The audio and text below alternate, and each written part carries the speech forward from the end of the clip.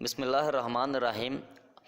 حضرت امام علی علیہ السلام کی خدمت میں ایک شخص آیا اور دست ادب کو جوڑ کر عرض کرنے لگا، یا علی، عقل مند اور بیوقوف میں کیا فرق ہے؟ بس یہ کہنا تھا تو امام علی علیہ السلام نے فرمایا، اے شخص، اللہ نے عقل مند اور بیوقوف کا فرق واضح کر رکھا ہے۔ اس نے کہا، یا علی، کون سا فرق؟ امام علی علیہ السلام نے فرمایا، عقل مند بولنے سے پہلے سوچتا ہے اور بیوقوف بولنے کے بعد۔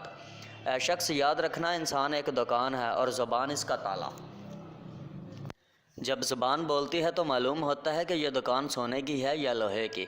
میں نے رسول صلی اللہ علیہ وسلم سے سنا کہ انسان کی پہچان انسان کے الفاظ سے ہوتی ہے۔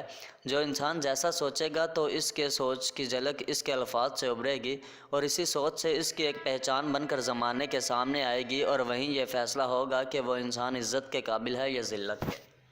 معزز سامعین، اگر آپ کو آج کی ہماری یہ ویڈیو اچھی لگی ہو تو پلیز ہمارے چینل ایچ ڈسکوری کو سبسکرائب کر لیں اور ساتھ ہی گھنٹی کے بٹن کو کلک کر لیں تاکہ ایسی آنے والی اور نئی ویڈیو اب تک بآسانی پہنچتی رہیں۔ شکریہ۔